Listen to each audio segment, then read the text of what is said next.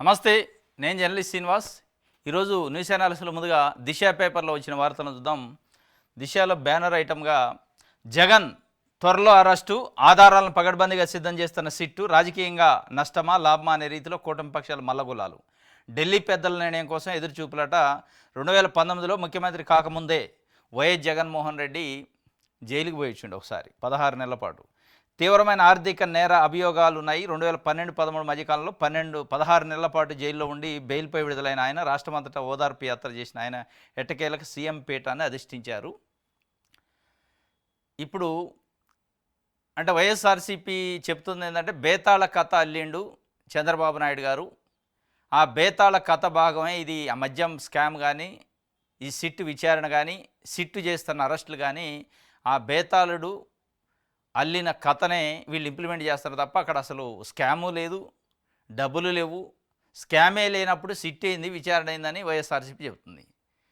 కానీ చాలా దూకుడుగా సిట్ అయితే ముందుకు పోతుంది. రాజంపేట ఎంపీ మిథున్ రెడ్డిని అరెస్టుతోని ఇంకా కాక ముదిరింది రాజకీయంగా రాష్ట్ర వ్యాప్తంగా. ఇక త్వరలో జగన్మోహన్ రెడ్డి టార్గెట్ ఆ సిట్కి, చంద్రబాబు నాయుడు గారికి. జగన్మోహన్ రెడ్డిని అరెస్టు చేసి జైలుకు పంపే వరకు ఈ సిట్టు విచారణ, ఈ ఉత్కంఠని ఇట్టనే కంటిన్యూ చేస్తారా? ఈ కట్టుకథలు, బేతాళ కథలు, ఈ కంటిన్యూషన్ ఉంటుందా? టోటల్ ఈ కథకి, ఎపిసోడ్కి మొత్తానికి ముగింపు ఎండ్ ఎప్పుడంటే జగన్మోహన్ రెడ్డి అరెస్టుతోనే అనేది ఒక చర్చ ఒకవైపు తెలుగుదేశం పార్టీ సోషల్ మీడియాలో నిన్నటి నుంచి జరుగుతుంది. తొందరలోనే అరెస్టు, త్వరలో జగన్మోహన్ రెడ్డిని అరెస్ట్ చేస్తారు. వైఎస్ఆర్సీపీ పార్టీ క్యాడర్ను అతలాకుతలం చేసి ఒక ఆత్మస్థైర్యాన్ని దెబ్బతీయొచ్చు. ఇక పార్టీ అనేది లేకుండా క్లోజ్ చేసే అవకాశం ఉంటుంది. ఇక ఎదురున్నదు. జగన్మోహన్ రెడ్డి జైలుకు పోయి పార్టీ అస్తవ్యస్తం అయితే చంద్రబాబు నాయుడు గారి కొడుకు నారా లోకేష్కి భవిష్యత్తులో రాజకీయ భవిష్యత్తుకి అడ్డంకి ఉండదు అనేది. ఎందుకంటే నారా లోకేష్కి జగన్మోహన్ రెడ్డి గారికి పోల్చినప్పుడు ఒక మాస్ పబ్లిసిటీ, మాస్ వేవ్ ఉన్న లీడరు జగన్మోహన్ రెడ్డి. లోకేష్ గారు తండ్రి చాటు కొడుకుగా, అధికారం చాటు నాయకుడిగా ఉన్నాడు తప్ప మాస్ ఫాలోవర్ కాదు. అది అందరికీ తెలిసింది.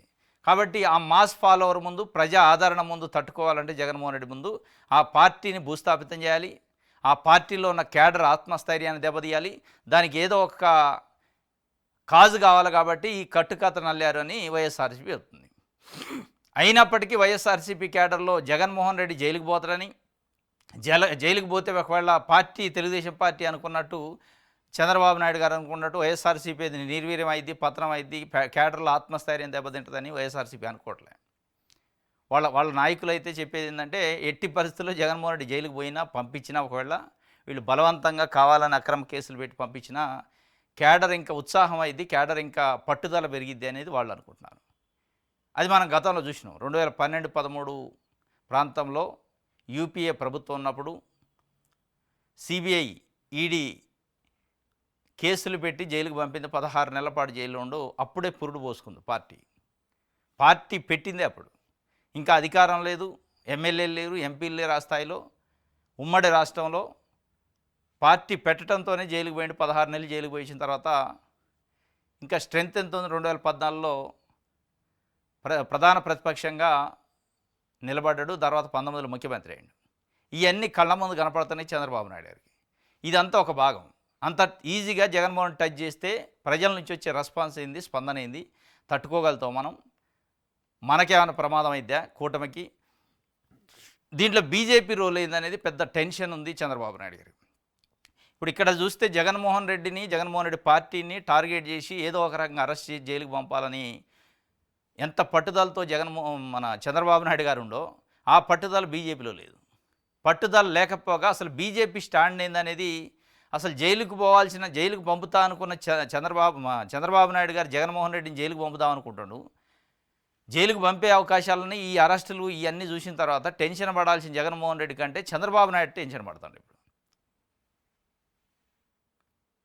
ఎవరైతే ఈ కక్ష సాధింపు చర్యలు చేస్తారో దాంట్లో భాగంగా 12 మందిని ఇప్పటికీ అరెస్ట్ చేశారు. పార్టీని పతనం చేయాలని చూస్తున్నారో ఆ పార్టీ నాయకుడు టెన్షన్ పడట్ల. దానికంటే ప్రభుత్వాన్ని నడుపుతున్న చంద్రబాబు నాయుడు గారు టెన్షన్ పడుతున్నాడు. మనం జగన్మోహన్ రెడ్డి విషయంలో ఏ స్టెప్ వేస్తే ఏమైందో, అమిత్ షా, మోడీ ఎట్లాంటి డెసిషన్ తీసుకుంటారు, వాళ్ళ వ్యూహమైంది, వాళ్ళు దీనికి అనుమతిస్తారా అనే ఒక టెన్షన్. అదే ఢిల్లీ స్థాయిలో అది ఉంది, కేంద్రంలో గల్లీ స్థాయిలో ఇది ఉంది.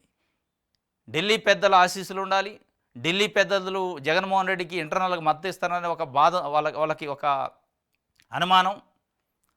ఇది ఎట్లుంటే అరెస్ట్ చేస్తే గల్లీ లెవెల్లో ప్రజల రియాక్షన్ ఎట్లుంటుంది? ఈ రెండింటి మధ్యలో కొట్టుమిట్టాడుతుంది కూటమి ప్రభుత్వం, చంద్రబాబు నాయుడు గారు. అంత ఈజీగా అరెస్ట్ చేస్తుంది అంటే మరి దిశ పేపర్ అయితే ఒక వార్తని ఇచ్చింది. ఇక ఈ కేసులో జగన్ నమ్మినమంటూ ఎంపీ మిథున్ రెడ్డిని సిట్ అధికారులు ఇటీవల అరెస్ట్ చేయడంతో తర్వాత అరెస్ట్ అయ్యేది ఎవరనే చర్చ మొదలైంది.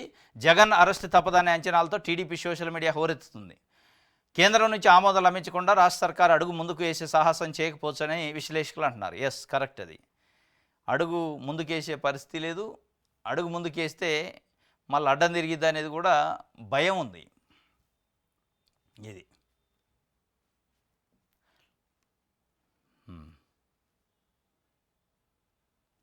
రైట్. లిక్కర్ కంపెనీల నుంచి నొక్కేసిన పర్సెంటేజ్ సొమ్ము ఎక్కడి నుంచి ఎటు వెళ్ళిందనే దానిపై సిట్ లోతుగా దర్యాప్తు చేసింది. షెల్ కంపెనీల సృష్టి ద్వారా సొంపుని జగన్కే చేరినట్టు ఒక వార్తని చెప్తుంది. మొత్తానికి అసలు అరెస్టు ఒక భాగం, కక్ష సాధింపు కాబట్టి అరెస్ట్ చేస్తే చేయొచ్చు చెప్పలేము, కానీ కేసు లీగల్గా నిలబడే కేసు కాదు అనేది లీగల్ ఎక్స్పర్ట్ కూడా చెప్తుంది. ఎక్స్పర్ట్స్ ఎక్కడ ఎవిడెన్స్ లేదు. ఈయన ఆయనతో మాట్లాడిండు, ఆయన ఏంతో మాట్లాడిండు, వాట్సాప్ చాటింగ్లు చేశారు, మాట్లాడుకున్నారు, కూర్చోరు, ఈ చెప్తున్నారు తప్ప డాక్యుమెంటరీ ఎవిడెన్స్ ఎక్కడ చూపించలే. 3,500 కోట్ల రూపాయలు ట్రాన్సాక్షన్ జరిగింది, అవినీతి జరిగింది అంటున్నారు. ఈ 3,500 కోట్ల రూపాయలు ఎప్పుడు ఎంత ఎవరికి ఇచ్చారు, ఆ డబ్బు ఎక్కడుంది, ఆ డబ్బుకు సంబంధించిన డాక్యుమెంటరీ ఎవిడెన్స్ అయింది. షెల్ కంపెనీలు అని కూడా ఒకటి చెప్తున్నాను. ఆ షెల్ కంపెనీలు ఎవరి, ఆ షెల్ కంపెనీల పేర్లు ఏంటి, ఆ షెల్ కంపెనీలోకి ఏ డేట్లలో ఎంత జమ అయినాయి, ఇవన్నీ వేయాలి. దీంట్లో విచిత్రమైన పరిస్థితి ఏంటంటే ఇది ఎప్పుడో సెప్టెంబర్ నుంచి జరుగుతుంది ఇన్వెస్టిగేషన్. వాస్తవంగా 3,500 కోట్ల మనీ అటు నుంచి ఇటు లాండరింగ్ అయిందంటే మనీ లాండరింగ్లో ఈడీ ఎంటర్ కావాలి, సిబిఐ ఎంటర్ కావచ్చు, కానీ ఎంటర్ కావట్లే. ఇక అక్కడ కొరుకుడు వాడిని కొయ్యలేక అయింది. చంద్రబాబు నాయుడు గారికి కేంద్రం నుంచి మద్దతు దొరకట్లే, బీజేపీ పెద్దల మద్దతు దొరకట్లే. వాళ్ళని కాదని నేను ఎగస్టాల్ చేస్తే ఉన్నది బాద్ది, ఉంచుకున్నది బాద్ది అనే పద్ధతిలో చంద్రబాబు నాయుడు గారు ఆందోళనలో ఉండు. ఒకవైపు ఏం లీగల్గా చూస్తే ఆధారాలు లేని అక్రమ కేసు అనేది స్పష్టంగా కనపడుతుంది. ఇంకొక వైపు గల్లీ లెవెల్లో ప్రజల మద్దతు, రియాక్షను, ఢిల్లీ లెవెల్లో నాయకుల మద్దతు, రియాక్షను, వీటన్నిటి మధ్యలో చంద్రబాబు నాయుడు గారు ఉక్కిరిబిక్కిరి అవుతుండు. కానీ ఈనాడు, ఆంధ్రజ్యోతి, టీవీ5 లాంటి పత్రికలు ఆ పుంకాలుగా మద్యం కుంభకోణం గురించి రాస్తూనే రాసి ఆ రాసే రాతల్లో బందీ చేస్తారు చంద్రబాబు నాయుడు గారిని. ఇన్ని రాసిన తర్వాత రేపు ఏమీ లేదని తెలిసిందనుకో ఎంత పరువు బాద్ది. ఇక సెకీ ఒప్పందాలు అట్టే రాసి దాన్ని అసలు పెన్ను పెట్టి ఒక పదం రాయలేని పరిస్థితి, నోరు పెట్టి ఒక పదం మాట్లాడలేని పరిస్థితికి చంద్రబాబు నాయుడు గారు వచ్చాడు. ఇక అదనమాట. ఇది అరెస్టు ఉంటుందా అంటే అంత ఈజీ కాదు, కానీ వీళ్ళు రాశారు, కానీ అంత ఈజీగా ఉండే అవకాశం అనిపించలే. రైట్. సాక్షి పేపర్ చూద్దాం. ఆడబిడ్డ నిధిని ఇవ్వాలంటే ఆంధ్రాని అమ్మాలి. విజయనగరం సభలో మంత్రి అచ్చెన్నాయుడు స్పష్టీకరణ. మహిళలకు కూటమి సర్కారు మరో దోఖ. ఆడబిడ్డ నిధిని ఇవ్వాలంటే ఆంధ్రాని అమ్మాలట. ఎవరు చెప్పింది ఇది? అచ్చెన్నాయుడు గారు, వ్యవసాయ శాఖ మంత్రి ప్రజెంటు. ఈ ఆడబిడ్డ నిధి అనే హామీని 2004 ఎన్నికల్లో ఇచ్చినప్పుడు తెలుగుదేశం పార్టీ, కూటమి పార్టీలు మేనిఫెస్టోలో పెట్టినప్పుడు రాష్ట్ర అధ్యక్షుడిగా అచ్చెన్నాయుడు గారు ఉండు. ఆ రోజు తెలియదా? మీరు ఎన్నికల్లో హామీ ఇచ్చినప్పుడు ఆడబిడ్డ నిధి ప్రతి మహిళకి 18 నుంచి 59 సంవత్సరాల మధ్యలో ఉన్న ప్రతి మహిళకి, కుటుంబంలో ఎంతమంది ఉంటే అంతమందికి ప్రతి నెల 1,500 రూపాయల చొప్పున సంవత్సరానికి 18,000 రూపాయలు ఇస్తాం అని చెప్పి హామీ ఇచ్చినప్పుడు హామీతో పాటు చెబితే పోయేది. మీకు ఈ హామీ ఇస్తాను, ఈ హామీ ఇవ్వాలంటే ఆంధ్రాని అమ్మాలి, అమ్మే ఇస్తామని చెప్పాలి కదా, చెప్పలేదు కదా. మేము అన్ని క్యాలిక్యులేషన్స్ చేసినాం. చంద్రబాబు నాయుడు గారు విజనరీ లీడరు, 45 సంవత్సరాల రాజకీయ జీవితం, 3 సార్లు ముఖ్యమంత్రిగా చేసిండు. ఆయనకు తెలుసు ఎట్లా ఇయ్యాలో. తప్పనిసరిగా కుండ బద్దలు కొట్టిస్తాం. బాబు షూరిటీ ఇచ్చిండంటే మీ భవిష్యత్తుకి గ్యారంటీ అన్నారు. ఈ బాబు షూరిటీ భవిష్యత్తుకి గ్యారంటీ లెక్క లేదు, భవిష్యత్తుకు మోసం లెక్క జరిగింది. ఇలా స్వయాన ఆ రోజు రాష్ట్ర అధ్యక్షుడిగా, ఈరోజు క్యాబినెట్లో మంత్రిగా ఉండి ఒక మీటింగ్లో ఇప్పటికే సంవత్సరం పాటు ఎగ్గొట్టిన ఆడబిడ్డ నిధి గురించి మాట్లాడుతూ ప్రాసెస్ చేస్తున్నాం అని చెప్పాల్సింది పోయి ఇవ్వాలంటే ఆంధ్రాని అమ్మాలంటే ఎందుకు అమ్మాలి ఆంధ్రాని? చంద్రబాబు నాయుడు గారి ఆస్తులు అమ్మండి, మీ ఆస్తులు అమ్మండి. మీయో చంద్రబాబు నాయుడు గారి ఆస్తులు, లోకేష్ గారియో, బాలకృష్ణ గారియో, లేకపోతే ఇంకా మీ నాయకులు ఎవరు ఉంటే హామీ ఇచ్చిన నాయకుల ఆస్తులు అమ్మి కట్టండి. ఆంధ్రాని అమ్మటం ఏంది? ఇప్పటికే అమ్ముతున్నారు. ప్రభుత్వ భూముల్ని, రైతుల భూముల్ని గుంజుకొని తెసిపోయి ప్రైవేట్ కంపెనీలకి ఇచ్చే కార్యక్రమం చేస్తారు. అది జాలటలే అంటే 1500 రూపాయలు పేద మహిళలకి ఇవ్వటానికి మీరు ఇచ్చిన హామీ మేరకు ఆంధ్ర రాష్ట్రాన్ని అమ్మాలా? అదే వందల వేల ఎకరాలని ప్రైవేట్ కంపెనీలకు ఇవ్వాలంటే ఏది అమ్మే అవసరం లే, ఇవ్వచ్చు. మీరు పేజీలకు పేజీలు యాడ్లు వేయడానికి ఏ రాష్ట్రాన్ని అమ్మాల్సిన అవసరం లే. పేజీలకు పేజీలు యోగా డేకి ఒక యాడు, ఆంధ్రప్రదేశ్ అమరావతి పునర్నిర్మాణానికి శంకుస్థాపనకి ఒక యాడు, లోకేష్ గారు వంగితే యాడు, నిలబడితే యాడు, కూర్చుంటే యాడు, మళ్ళీ దాంట్లో కొడుకు బొమ్మ, తండ్రి బొమ్మ, వీటికి ఏ రాష్ట్రాన్ని అమ్మాల్సిన అవసరం లే. కానీ పేద మహిళలకు మీరు హామీ ఇచ్చి ఆశ పెట్టి ఓట్లు ఎంచుకొని ఇవాళ వాళ్ళు నోరు తెరిచి ఏంటి మాకు ఇచ్చిన హామీ అని అడిగితే ఆంధ్ర రాష్ట్రాన్ని అమ్మాలా, మీకు డబ్బులు ఇవ్వాలంటే, మీకు 1500 ఇవ్వాలంటే అంటే మీ విధానం ఏంది? ఇదే పద్ధతిలో మీరు చేస్తే మిమ్మల్ని నమ్మేస్తారు ఆంధ్రప్రదేశ్లో ఉన్న మహిళలు, మిమ్మల్ని రాజకీయంగా సమాధి చేస్తారు, పూడ్చిపెడతారు, పతనం చేస్తారు తెలుగుదేశం పార్టీని ఇట్లాంటి యూటర్న్లు తీసుకుంటే. దీనిపైన స్వయంగా ఆయన కేబినెట్ మంత్రి అన్నారు, కానీ ముఖ్యమంత్రి గారు కానీ, నారా లోకేష్ గారు కానీ, డిప్యూటీ సీఎం కానీ స్పందించాలి. అది తప్పనో ఒప్పనో నిజమేనో అంటే ఒక లీక్ ఇచ్చారు, ఎట్లా ఉంటుంది రెస్పాన్స్ అని. అసలు చంద్రబాబు నాయుడు గారు 2024 ఎన్నికల్లో ఇచ్చిన హామీలలో ఆయన సొంతంగా ఇచ్చిన హామీ ఇదొకటే. మిగతా ఈ తల్లికి వందనం జగన్మోహన్ రెడ్డి ఇచ్చింది, రైతు భరోసా జగన్మోహన్ రెడ్డి ఇచ్చింది, ఈ అన్ని స్కీములు నవరత్నాల భాగంగా ఆయన ఇచ్చినాయి. ఈయన అంత ఇంత కొత్తగా పెట్టింది ఏంటంటే ఈ ఆడబిడ్డ నిధి, బస్సు ఉచిత బస్సు ప్రయాణం, ఆ గ్యాస్ సిలిండర్లు, ఈ మూడిట్లలోనే కుప్పిగంతులు వేస్తాడు. ఈ మూడు కూడా ఎందుకు పెట్టిండు? అక్కడ కర్ణాటకలో కాంగ్రెస్ పార్టీ గెలిచింది ఇదే హామీలతోనే, తెలంగాణలో కాంగ్రెస్ పార్టీ గెలిచింది. సరే ఇదే హామీలతో గెలిచిందా, ఇంకా వాళ్ళపైన వ్యతిరేకత, వేరే పార్టీ పైన వ్యతిరేకత ఉంది గెలిచింది. కానీ ఈ మూడు హామీలు బాగా పబ్లిక్లోకి వెళ్ళి మహిళలకు బాగా మహిళల్ని అట్రాక్ట్ చేసినాయి, కనెక్ట్ అయినాయి. కాబట్టి నేను కూడా ఇస్తా, ఇచ్చేయి కావు కదా, హామీ అయితే ఇద్దాం, ఓట్లు ఎంచుకుంటే తర్వాత సంగతి అంటే ఒక కాపీ చేసి అక్కడ నుంచి కర్ణాటక నుంచి మన తెలంగాణ నుంచి కాపీ చేసి తీసుకొచ్చి అప్పచెప్పి ఇగో వాళ్ళు ఇస్తారు కదా నేను ఇస్తా, వాళ్ళందరికంటే నేను సీనియర్ని, నేను ఎందుకు ఇవ్వలేనని చెప్పిండు. నమ్మారు, ఓట్లు వేశారు. ఇవాళ నట్టేట్లో ముంచే కార్యక్రమం చేస్తాడు. ఆడబిడ్డ నిధిని ఇవ్వాలంటే ఆంధ్రాని అమ్మాల్సిన అవసరం లేదు, మీకు కమిట్మెంట్ ఉంటే చాలు. ఇవాళ ఎట్టి పరిస్థితుల్లో కోటి మందికి పైన ఉన్న మహిళల్ని మోసం చేసే కార్యక్రమానికి ఫుల్ స్టాప్ పెట్టి మీరు ఎట్టి పరిస్థితుల్లో చంద్రబాబు నాయుడు గారు సీనియారిటీకి కానీ ఆయనకి విలువ ఉండాలంటే తప్పనిసరిగా అమలు చేయాలి ఆడబిడ్డని. ఇప్పటికే లేట్ అయింది, మళ్ళీ ఇట్లాంటి వంకర కూతలు యూటర్న్లు కుయ్యకుండా మాట్లాడకుండా జాగ్రత్తలు తీసుకోవాలి. ఎన్నికల ముందే ఇచ్చారు హామీలు. యథేచ్ఛగా కల్తీ మద్యం దందా, ఏపీ సరిహద్దు తెలంగాణలోని మేళచెరువు మండలంలో గుట్టుగా తయారీ, ప్రముఖ బ్రాండ్ల పేరుతో ఏపీలోని పలు జిల్లాలకు నకిలీ మద్యం సరఫరా, తెలంగాణ ఏపీ టాస్క్ ఫోర్స్ దాడిలో భారీగా స్పిరిట్ స్వాధీనం. యథేచ్ఛగా కల్తీ మద్యం దందా, ఈ దందా పైన ఎంక్వైరీ చేయరా సిట్టు. ఇప్పుడు దీని మీద ఎవరు చేయాలి ఎంక్వైరీ? మళ్ళీ వచ్చే ప్రభుత్వం చేయాలనా?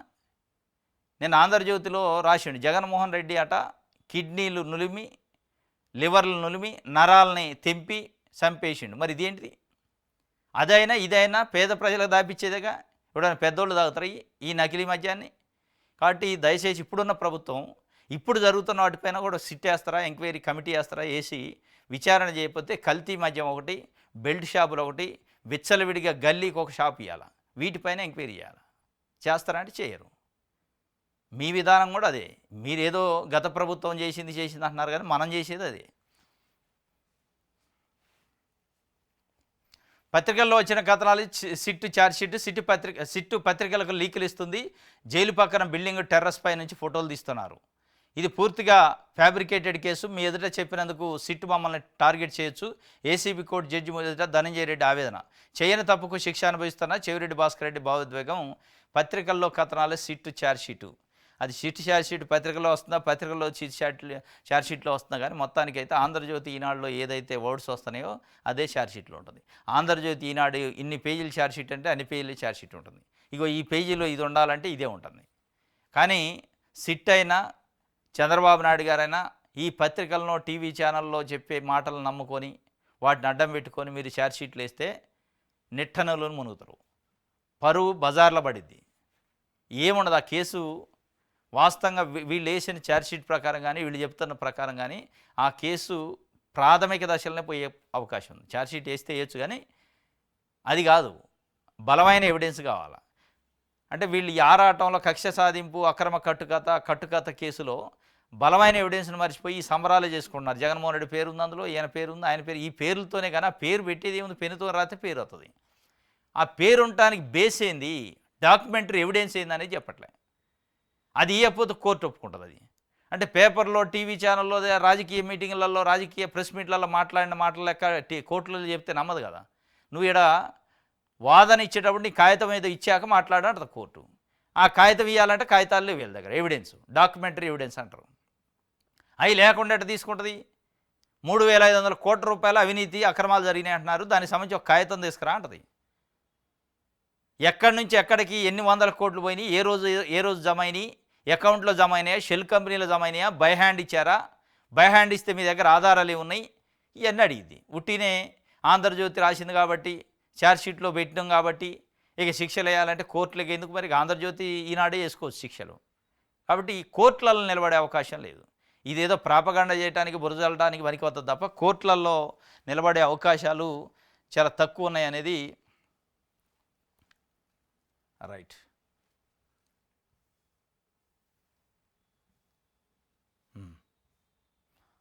ఆంధ్రజ్యోతి చూద్దాం. రాజీనామా కారణాలు ఏమిటి? ధన్ఖడ్ ఆకస్మిక నిర్ణయంపై పలు విశ్లేషణలు. నితీష్ కట్టబెట్టేందుకు బీజేపీ అమలుపరిచిన వ్యూహంలో భాగమా, లేదంటే జస్టిస్ వర్మ అభిశంసనపై ప్రభుత్వంతో పెరిగిన అంతరం, విపక్షాల ఎంపీల నోటీసు స్వీకరించడంపై కేంద్రం గుస, న్యాయ వ్యవస్థపై వ్యాఖ్యలతోనూ కేంద్రం అసహనం. ధన్ఖడ్ రాజీనామాకు రాష్ట్రపతి ఆమోదం. ఉపరాష్ట్రపతి ధన్ఖడ్ రాజీనామా చేసిండు ఆకస్మికంగా. రాజీనామా చేయొచ్చు ఆయన హక్కు, కానీ ఆకస్మికంగా చేసిండు. దేశ రాజకీయాలలో పెద్ద ఎత్తున చర్చ జరుగుతుంది. ఉపరాష్ట్రపతిని బీజేపీ హైకమాండ్ బలవంతంగా రాజీనామా చేయించిందని ఒక వాదన, లేదు బీజేపీ హైకమాండ్ కేంద్ర ప్రభుత్వం ఒత్తిడిని తట్టుకోలేని పరిస్థితుల్లో రాజీనామా చేసిండు అని ఇంకొకటి. బలవంతంగా రాజీనామా చేసి ఇలా బీహార్లో తమిళనాడులో రాబోయే ఎన్నికలలో లబ్ధి పొందడం కోసం ఆ రాష్ట్రాల నుంచి ఎవరన్నా ఉపరాష్ట్రపతిగా ఎలివేట్ చేయాలనే ఆలోచనతో ఒకటి ఉండొచ్చు. ఇంకోటి జస్టిస్ యశ్వంత్ వర్మ పైన ఢిల్లీ హైకోర్టు న్యాయమూర్తి అభిశంసన తీర్మానం కోసం విపక్షాలు ఒక నోటీస్ ఇచ్చినాయి. ఆ నోటీసుని ప్రభుత్వ అనుమతి లేకుండా, ప్రభుత్వంతో సంప్రదింపులు లేకుండా తీసుకొని ఎల్లో చేసిండు అనేది. అంటే అభిశంసన్ని వ్యతిరేకిస్తుంది ఎన్డీఏ కూటమి. ఎట్లా ఎంటర్టైన్ చేస్తాడు అనేది అది ఒకటి మనసులో పెట్టుకొని బలవంతంగా రాజీనామా చేయించారనేది లేదు. ఆయన అనారోగ్య కారణాలతో చేసినట్టు కానీ అనారోగ్య కారణాలు కదా. అది ఎప్పుడు వస్తుందంటే ఆయన ఆత్మకథ రాయటం, ఆయన ఏ రోజన్నా ప్రెస్ మీట్లు పెట్టో, పుస్తకాలలో ఎక్కడన్నా మీటింగ్లలో ఎమోషన్ అయి బయటికి ఎక్కితే తప్ప, కానీ అనారోగ్య కారణాలు అయితే కాదు, సంథింగ్ ఏదో ఉంది అనేది రాజకీయ విశ్లేషకులు రాజకీయ వర్గాలు అయితే చర్చ. ఆ సంథింగ్ అనేది మనకు భవిష్యత్తులో తమిళనాడు బీహార్ నుంచి ఎవరినైనా పెట్టడం జరిగింది అనుకో, తప్పనిసరిగా ఎన్నికల కోసమే వ్యూహంలో భాగంగా రాజీనామా చేయించినట్టు. లేదు అక్కడి నుంచి పెట్టకుండా వేరే దగ్గర పెట్టిండు అంటే ఇక ఆయన బలవంతంగా ఈ అంశంశన దృష్టిలో పెట్టుకొని, లేదంటే వాళ్ళ మాట వింటలేదనే దృష్టిలో పెట్టుకొని రాజీనామా చేయించి ఉండొచ్చు. ఇది కారణాలు ఏంటి అనేది ఇది ఒక వార్త అయితే. నా తొలి ప్రాధాన్యం రాజకీయాలకే, హరిహర వీరమల ప్రచారం నా బాధ్యత, పవన్ కళ్యాణ్ చెబుతున్నాడు. ప్రత్యేక పరిస్థితుల్లో చేయాల్సి వచ్చింది, నా నిర్మాతలు తీవ్రంగా నష్టపోయారు. ఏపీకి సినిమా పరిశ్రమ వస్తుందా అంటే చెప్పలేము, ఆయన క్లారిటీ ఇవ్వలే. అంటే హరిహర వీరమల్లు ప్రమోషన్ కార్యక్రమంలో మాట్లాడుతూ కొన్ని రాజకీయ అంశాలు కూడా మాట్లాడారు.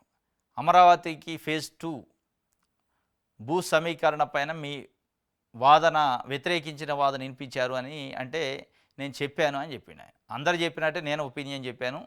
భూ సమీకరణ అభివృద్ధి కోసం భూ సమీకరణ తప్పంటలేదు, కానీ బలవంతంగా గుంజుకోవద్దు, స్వచ్ఛందంగా ఇష్టపూర్తిగా ఇస్తే తీసుకోవాలి తప్ప బలవంతంగా గుంజుకునే కార్యక్రమం చేయొద్దని చంద్రబాబు నాయుడు గారికి సలహా ఇచ్చా. అది ప్రజలకు ఉపయోగపడే విధంగా ఉంటేనే చేయాలని చెప్పా. మొత్తానికైతే 2.0 అమరావతి భూ సమీకరణ కోసం పవన్ కళ్యాణ్ గారి స్టాండ్ని బయటే ఈ విధంగా చెప్పారంటే క్యాబినెట్లో చాలా తీవ్రంగానే వ్యతిరేకించినట్టు అర్థమైంది. దానివల్ల బ్రేక్ పడ్డది అనేది బయట చర్చ. అది నిన్న ఆయన ఓపెన్ అయ్యిండు. అందరినీ ఒపీనియన్ అడిగినట్టే నన్ను అడిగారు, నేను చెప్పిన అంటాను. కానీ ఈ అందరినీ అడిగినప్పుడు చంద్రబాబు నాయుడు గారి అభిమతం మేరకు, ఆయన అభిప్రాయం మేరకే చెప్పి ఉండొచ్చు. కానీ ఆయన దాన్ని డిఫర్ అయ్యిండు. లేదు మనం ఇష్టం వచ్చినట్టు చేస్తే కుదరదు, స్వచ్ఛందంగా ఇస్తే తీసుకోండి అంటే ఎవరు ఇయ్యరు స్వచ్ఛందంగా భూమి అంటే వ్యతిరేకించినట్టు స్పష్టంగా. స్వచ్ఛందంగా ఇస్తే తీసుకోవచ్చు అని చెప్పిండు అంటే స్వచ్ఛందంగా ఇయ్యరు కాబట్టి స్వచ్ఛందంగా ఇచ్చినని చెప్పి. ఎవరిస్తారు భూమి స్వచ్ఛందంగా? బలవంతంగా గుంజుకునే దానికైతే వ్యతిరేకం అని చెప్పిండు. మొత్తానికైతే 2.0 భూ సమీకరణకి వ్యతిరేకంగా మాట్లాడినట్టు అర్థమవుతుంది.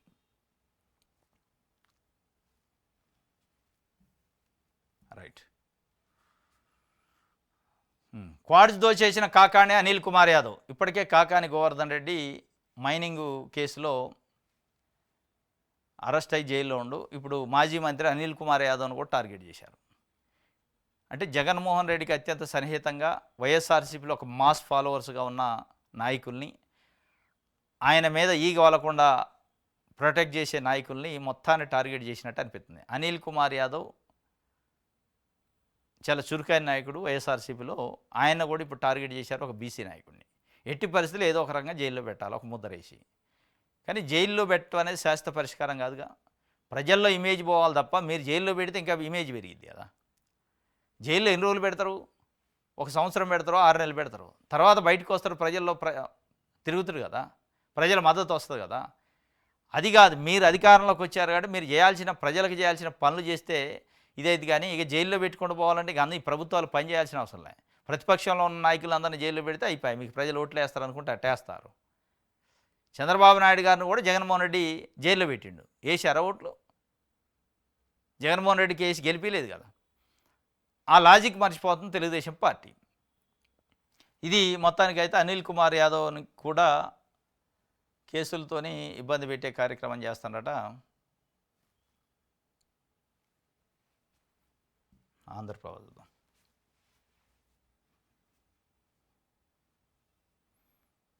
రప్ప అంటే మెడ చూపిస్తామా, కోసేస్తామంటే ఊరుకుంటామా? అంత తేలిగ్గా లేము. రప్పాడిస్తామంటాడు. మేము దేనికైనా సిద్ధం అంటాడు పవన్ కళ్యాణ్ గారు. రప్పాడిస్తానంటాడు ఆయన. రప్ప అన్నదానికి మీరు రప్పాడిస్తున్నదాని తేడా ఏముందిగా. రప్ప అంటే అన్నదేమో మామూలుగా ఎవరో వైఎస్ఆర్సీపీ ఒక కార్యకర్త ప్లకార్డు పట్టుకోండు. ఇక ఆయనకి, మీరు ఉప ముఖ్యమంత్రిగా ఉన్న మీకు, ఒక పార్టీ అధ్యక్షుడిగా మీకు నేను కూడా రప్పాడిస్తా అంటే ఇక తేడా ఏముంటుంది? ఆ రప్ప అంటమే తప్పు అనేది ఒక విశ్లేషణ. మీరు దాన్ని ఖండించాలి తప్ప నేను కూడా రప్పాడిస్తా రప్ప అంటే ఇంకేముంటుంది?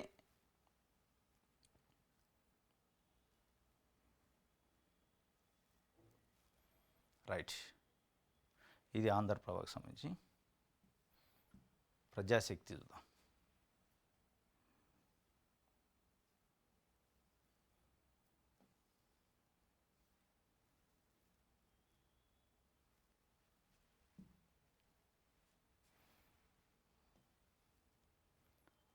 ఓట్లు దోచేస్తున్నారు, బీహార్లో తక్షణం ఎస్ఐఆర్ఐ నిలిపేయాలి, పార్లమెంట్లో ప్రతిపక్ష సభ్యుల డిమాండ్.